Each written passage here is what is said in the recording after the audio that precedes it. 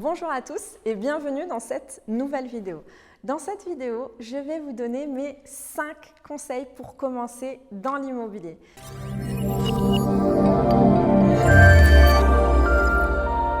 Je reçois de nombreuses questions via les réseaux sociaux en me disant « Fatima, j'ai envie d'investir dans l'immobilier mais je ne sais pas par quoi commencer ». Du coup, j'ai décidé de vous rassembler mes réponses, mes conseils en une seule vidéo.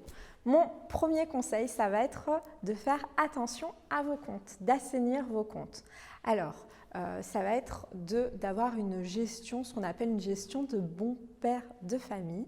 Et la gestion de bon père de famille, c'est respecter la première règle qui est de se payer en premier.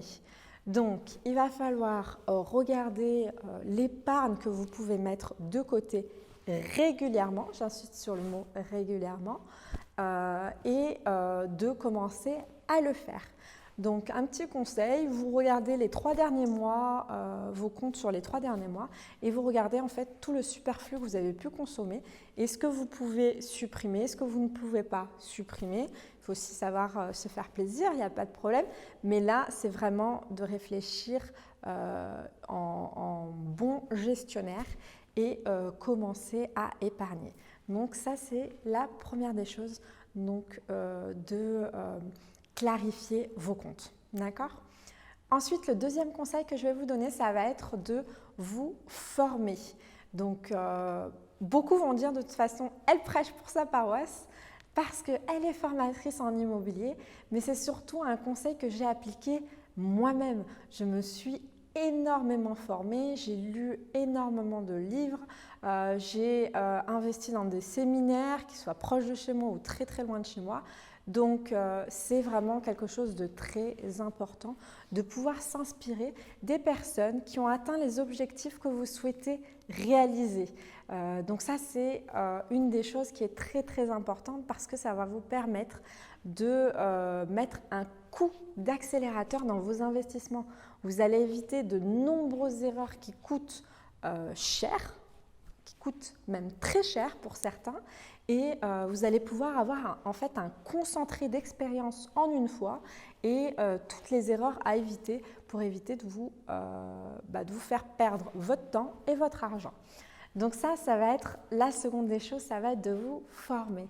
La troisième des choses, c'est de réfléchir en fait à vos contraintes personnelles. Ce que j'appelle des contraintes personnelles, c'est-à-dire vous avez des enfants à gérer, à éduquer, etc. Vous n'avez pas beaucoup de temps devant vous, donc le capital temps est très important. De réfléchir du coup à vos contraintes en termes aussi de distance, en termes de gestion d'appartement, en termes aussi de ce que vous aimez et ce que vous n'aimez pas faire. Donc si vous n'aimez pas faire de la gestion, si vous n'aimez pas tout ce qui est turnover, on va dire tout ce qui est côté risque qu'on pourrait avoir par exemple dans de la courte durée, des choses comme ça, vraiment ça c'est des choses à réfléchir en amont. Donc tout ce que vous souhaitez éviter de gérer. Ça va vous permettre tout simplement de définir, donc d'arriver au quatrième conseil, de définir ensuite votre stratégie d'investissement. La stratégie d'investissement est très importante parce que la stratégie d'investissement va vous permettre d'enchaîner les biens immobiliers, d'investir massivement. Ce conseil s'adresse uniquement aux personnes qui souhaitent investir en masse et qui souhaitent enchaîner les investissements. Si c'est pour une personne qui souhaite uniquement acheter 1 ou 2 appartements, pas besoin de réfléchir 1000 ans avant de faire cet achat parce qu'il n'y aura pas de grosses conséquences sur l'avenir. Mais pour une personne qui veut investir massivement et enchaîner les investissements, surtout enchaîner les investissements, il va falloir réfléchir en amont, réfléchir à court terme, moyen terme et surtout long terme parce que ce n'est pas dans 1 an, 2 ans, 3 ans, vous allez vous dire si j'avais su, j'aurais fait autrement.